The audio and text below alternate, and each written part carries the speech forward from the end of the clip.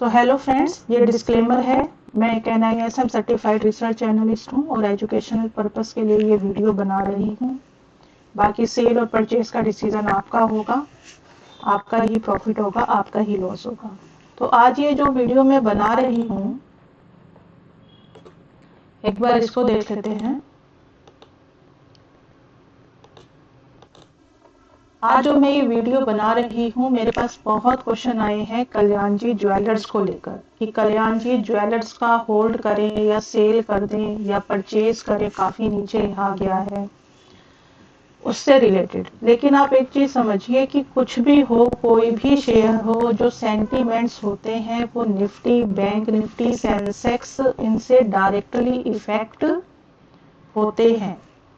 तो अब ये अगर एक बार आप देखिए, ये है निफ्टी का चार्ट। मैं थोड़ा सा निफ्टी का भी प्रोडिक्शन दे रही हूँ इस वीडियो में, उसके बाद में कल्याण जी ज्वेलर्स के सारे फंडामेंटल्स और चार्ट के बारे में आपको बताऊंगी। तो ये निफ्टी का चार्ट है, देखिए डे बेसिस का चार्ट है। साफ दिख रहा है कि डे बेसिस पर निफ्टी जो है वो डिक्लाइनिंग फेज में है। और अगर हम जो इसको बोलिंजर बैंड बोलते हैं, जिसको इलास्टिसिटी के हिसाब से हम लोग देखते हैं कि कितना इलास्टिक हो सकता है, कितनी दूर तक इसका रेंज हो सकती है, अप की या डाउन की। तो डे बेसिस पर अभी अपने बिल्कुल डाउन ट्रेंड पे निफ्टी आ गया है।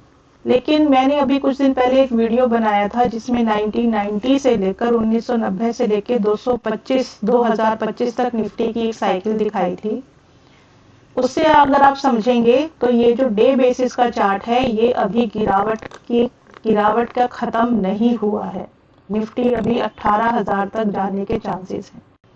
ये देखिए, ये वीकली चार्ट है, निफ्टी 50 का स्पॉट का चार्ट है। वीकली चार्ट पर भी हो सकता है एक पुश आ जाए मार्केट में, लेकिन अल्टीमेटली निफ्टी को नीचे आना ही है।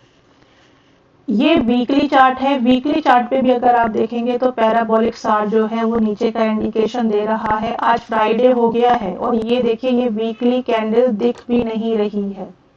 ये जो ग्रीन कैंडल है ये दिख भी नहीं रही है। बायर सेलर की लड़ाई में कोई नहीं जीता, बीच की कोई बॉडी नहीं बन रही है। ये वीकली कैंडल है, तो यहाँ से भी कोई इंडिकेशन अभी नहीं दिख रहा कि निफ्टी वापस से बाउंस बैक करेगा। ये जो प्री बजट रैली का ट्रैप फैलाया जा रहा है, प्लीज इसमें मत फंसिए। इससे रिलेटेड भी मैंने एक वीडियो बनाया था। अगर आप मंथली चार्ट देखें निफ्टी का ही, तो ये देखिए, ये है मंथली चार्ट जिसके ऊपर पूरा मैंने एनालिसिस किया था। मंथली चार्ट में साफ पता चल रहा है निफ्टी डाउन ट्रेंड में है और निफ्टी का जो सपोर्ट है वो तकरीबन 22,200-300 पर आता है। इसके बाद ही पता चलेगा कि क्या निफ्टी ये बीच का एवरेज लेकर ऊपर जाएगा या बिल्कुल अपना जो इसका लो है, अपनी इस इलास्टिसिटी को तोड़कर नीचे आएगा। तो जिस हिसाब से जो हमने प्रोडिक्शन की थी, एक बार निफ्टी यहाँ पर तकरीबन 2020 1 सितंबर 2020 को एक बार अपना बेस ले चुका है। उसके बाद 1 जून 2022 को भी निफ्टी अपना एवरेज का बेस ले चुका है। उसके बाद 1 मार्च 2023 को भी निफ्टी अपना एक बार बेस ले चुका है। मोटा मोटा देखा जाए तो यहाँ पर भी अगर वो बेस लेता है तो this is the 4th time जब निफ्टी अपना बेस लेगा। तो ये इलास्टिसिटी टूटेगी कब? तो ऑब्वियसली ये इलास्टिसिटी तो टूटेगी ही। तो इसीलिए थोड़ा निफ्टी को लेकर मैं ज्यादा पॉजिटिव पर्सनली नहीं हूँ। अब जिस बारे में ये वीडियो बनाया जा रहा है, कल्याण जी ज्वेलर्स। ये कल्याण जी ज्वेलर्स के बारे में अगर ये आप screener.com पे आप भी पढ़ सकते हैं। ये कोई रॉकेट साइंस नहीं है कि कल्याण जी ज्वेलर्स करता क्या है। तो ऑब्वियसली बात है, ज्वेलरी से रिलेटेड इनका प्रोडक्ट है और ज्वेलरी से रिलेटेड ही एक लोग काम कर रहे हैं। 5 gold jewellery retailers. Total market जो ज्वेलरी मार्केट है इंडिया की, ऑर्गेनाइज्ड मार्केट शेयर में 6% इनका शेयर है। ये वेडिंग ज्वेलरी हो गया, किसी भी तरीके की ज्वेलरी है, स्टडेड ज्वेलरी हो गई, वेडेड ज्वेलरी हो गई, किसी भी तरीके की कोई भी इनके पास आएगा, गोल्ड ज्वेलरी में इनका 73% का शेयर है, और जो हीरे से रिलेटेड या जो कुंदन और बाकी जहाँ पे लगाए जाते हैं स्टडेड ज्वेलरी होती है उसमें 25% शेयर है। अगर आप ये सब चीजें पढ़ लीजिएगा प्लीज, ये तो आप सिंपल इंग्लिश है, आप पढ़ सकते हैं, इसमें कोई बात है नहीं ऐसी। अब हम आते हैं इसके फंडामेंटल्स पे। देखिए कल्याण जी ज्वेलर्स का जो है ये मार्केट कैप देखिए तकरीबन 50-51 हजार करोड़ की कल्याण जी ज्वेलर्स की मार्केट कैप है, और इसके बदले में इनके ऊपर डेट कितना है, अगर आप इसके ऊपर डेट देखेंगे तो तकरीबन 4500 करोड़ का इसके ऊपर डेट है। तो मोटा मोटा देखा जाए तो 1% के तकरीबन डेट है। वैसे बोला ये जाता है कि 1% से कम होना चाहिए, पर ये बिल्कुल माइनर सा ज्यादा है, 1.04। अगर स्टॉक की पीई देखोगे, स्टॉक की पीई से मतलब हुआ कि एक शेयर खरीदने के लिए आप उस शेयर की औकात से ज्यादा कितना पैसा दे रहे हो। तो आप एक शेयर को खरीदने के लिए 82 टाइम्स ज्यादा पैसा दे रहे हो, और अगर इंडस्ट्री पीई देखा जाए ज्वेलरी सेक्टर की तो वो 40 आती है। तो 40 तो एक तो इंडस्ट्री की पी ही 40 है, ऊपर से स्टॉक की पी 82 है, तो डबल महंगा ये इस टाइम है। आरओसीई अगर आप देखिए, रिटर्न ऑन कैपिटल एम्प्लॉयड, ये माना जाता है कि मिनिमम 15% से ज्यादा होनी चाहिए, ये 14% है, तो ये कोई बहुत बेकार भी नहीं है। 14% है, 15% से ऊपर माना जाता है कि 15% तो मिनिमम हो ही। ये है क्वार्टर प्रॉफिट वार, कि अगर आप इसको एक क्वार्टर में आप कितना लॉस इस शेयर पे, अगर आपके 100 रुपए की इन्वेस्टमेंट है, 100 रुपए के 100 रुपए आप कल्याण ज्वेलर्स में लगा दो, तो आपको कितना लॉस हो सकता है। It's very less, only -3%। Promoter holding देखिए 62% से ज्यादा प्रमोटर होल्डिंग है। रिटर्न ऑन एसेट 5% है। प्योट्रोस्की जो स्कोर जिसको होता है ये 5 या 6 होना चाहिए, ये 7 है। ईपीएस देखिए आप पिछले साल की 165% ईपीएस ग्रोथ 5 इयर्स में, ये मजाक नहीं है। इंट्रिंसिक वैल्यू इसकी 117 होनी चाहिए, पर इस रेट पे तो कभी किसी को कुछ मिलेगा ही नहीं। कुछ तकरीबन प्लेज भी कर रखे हैं प्रमोटर्स ने अपने शेयर, लेकिन 62% का 19%, कुछ इसकी प्लेजिंग है। डिविडेंड पेइंग ये कंपनी है। रिटर्न ऑन इक्विटी 15% है।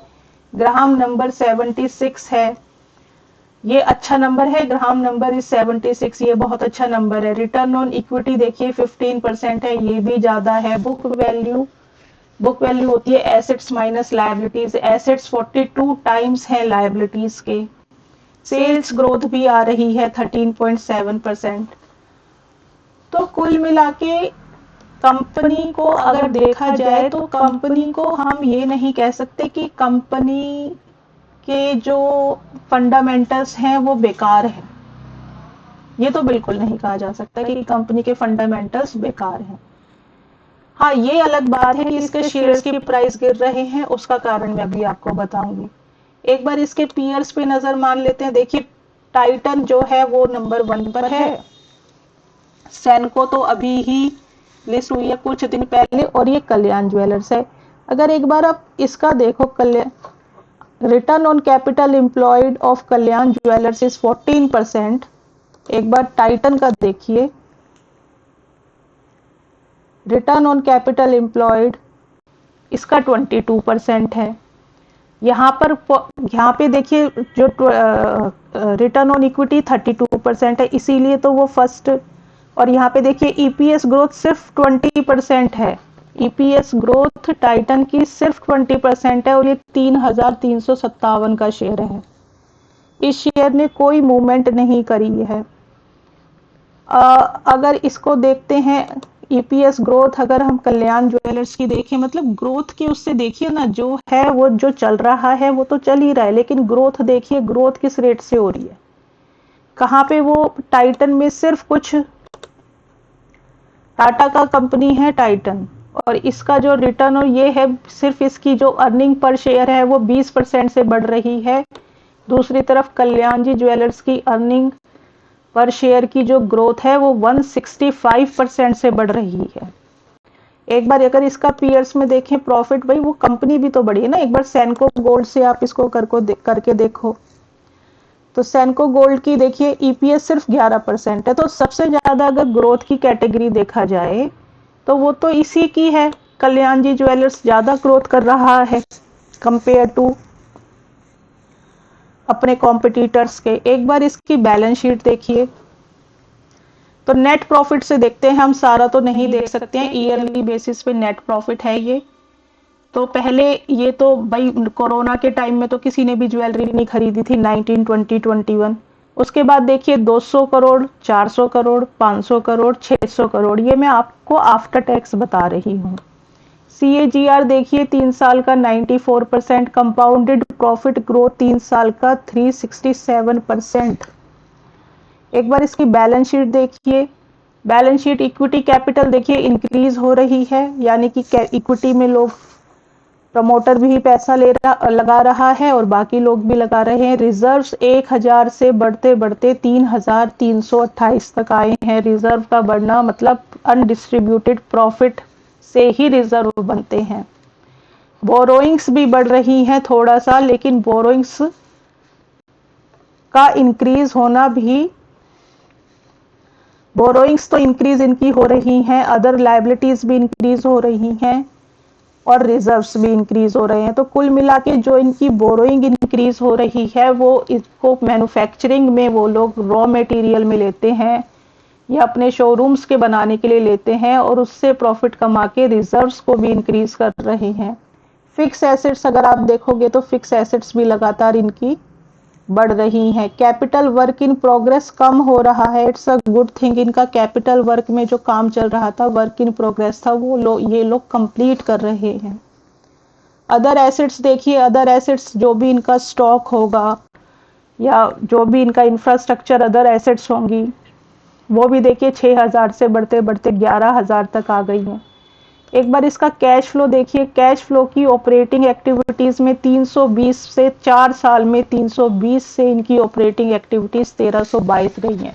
ऑपरेटिंग एक्टिविटीज बोला जाता है जो आप अपने डे टू डे बिजनेस में जो आपके ऑपरेशंस होते हैं उनसे आप कितना पैसा कमा रहे हो, कलेक्ट कर रहे हो।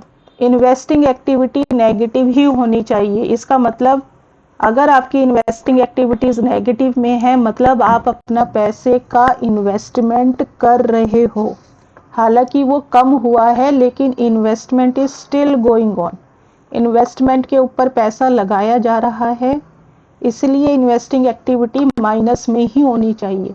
फिनेंशियल एक्टिविटी माइनस में है, इसका मतलब ये है कि ये अपना डेट चुका रहे हैं। अगर फिनेंशियल एक्टिविटी प्लस में होती तो इसका मतलब ये होता कि ये डेट ले रहे हैं, लेकिन इधर फिनेंशियल एक्टिविटी को चुकाया जा रहा है, इसलिए माइनस में है। इसकी रेशियोज देखिए, डेटर डे इसके 6 से 6 ही रहे हैं। डेटर से ज़्यादा देर तक इनका पैसा नहीं रोक रहे हैं। इन्वेंट्रीज डेज भी, स्टॉक भी इनका जल्दी बिक रहा है, वो भी कम हो रहा है। जो ये अपना पैसा लोगों को उधार लेके जो ये पैसा देते हैं, जो रिटर्न करते हैं, वो थोड़ा सा इनका इंक्रीज हो गया है जरूर। वर्किंग कैपिटल डेज देखिए वो भी कम हो रहे हैं, मतलब इनकी जो वर्किंग कैपिटल है उसका जो रोटेशन है वो फास्ट हो गया है। रिटर्न ऑन कैपिटल एम्प्लॉयड भी इनका 7 से 11, फिर 9, 13, 14 वो भी इंक्रीज हो गया है। एक बार इसका शेयर होल्डिंग पैटर्न देखिए, 60% से 62% इनकी प्रमोटर्स होल्डिंग इंक्रीज हुई है। एफआईआईस का जो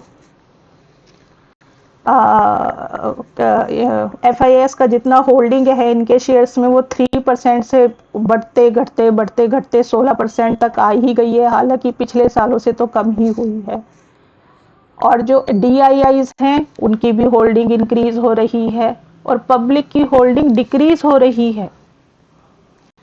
तो यानी कि डीआईआईज खरीद रहे हैं, प्रमोटर खरीद रहा है, थोड़ा बहुत एफआईआईज फिर से खरीद रहा है और ये पब्लिक के हाथ से, रिटेलर्स के हाथ से अपने शेयर्स वापस ले रहे हैं।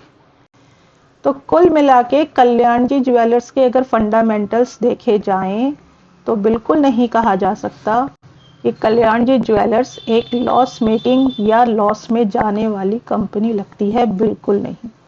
कल्याण जी ज्वेलर्स के जो डाटा बोल रहे हैं उसके हिसाब से अर्निंग पर शेयर की ग्रोथ, सेल्स ग्रोथ, प्रॉफिट सब कुछ अच्छा चल रहा है। तो अब इसका शेयर क्यों गिर रहा है? तो ये देखिए,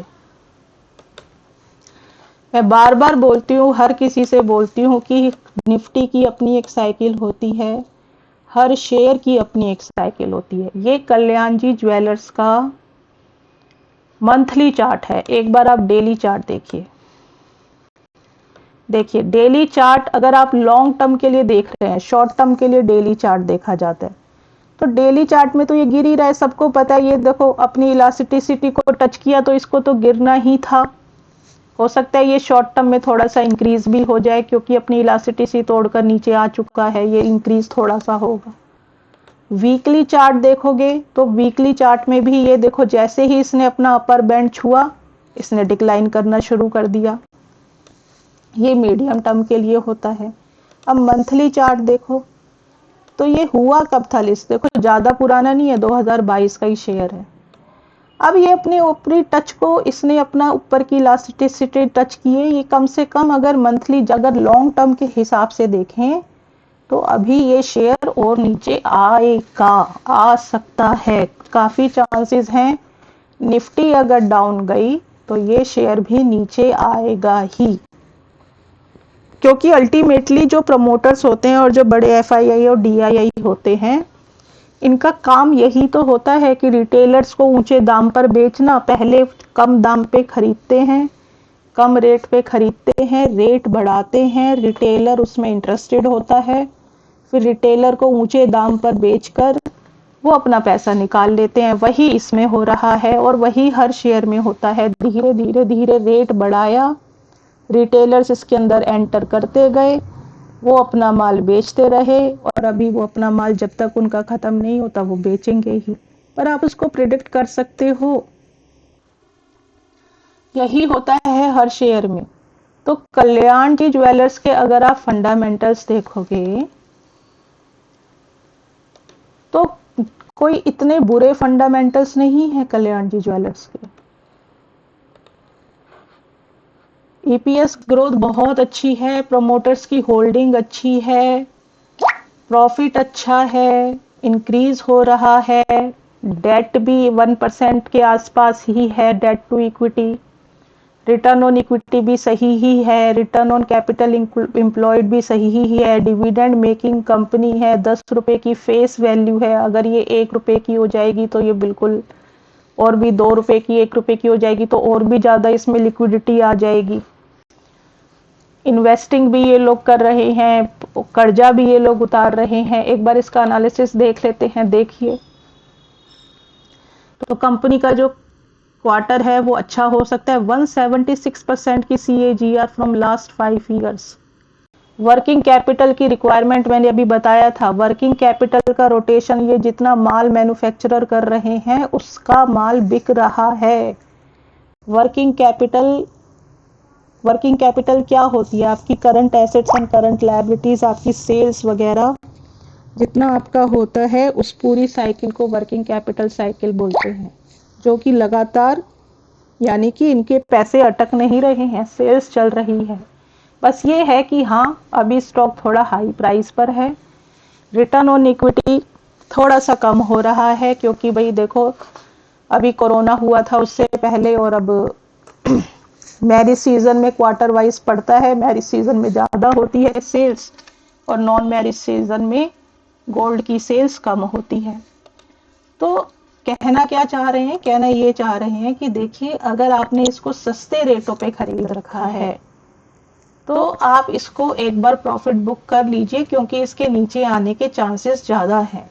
लेकिन अगर आपने इसको ऊपर के रेट पे खरीद रखा है और आपको पैसे की जरूरत नहीं है, नई इन्वेस्टमेंट तो बिल्कुल नहीं करनी इस टाइम। लेकिन अगर आपने ऊंचे रेट्स पे खरीद रखा है और आपको पैसे की जरूरत नहीं है तो आप इसे होल्ड कर सकते हैं अगर लॉस बुक ना करना चाहें, क्योंकि अल्टीमेटली इसके जो फंडामेंटल्स हैं वो पॉजिटिव पिक्चर देते हैं। तो मैं आज के लिए तो मैं इतना ही बोलूंगी, बाकी ये तो आपकी रिक्वायरमेंट है कि आपको पैसे की कितनी ज़रूरत है। हालांकि स्टॉक में घबराने की कोई बात नहीं है, ईपीएस बहुत अच्छा है इस कंपनी का और फंडामेंटल्स भी बहुत अच्छे हैं।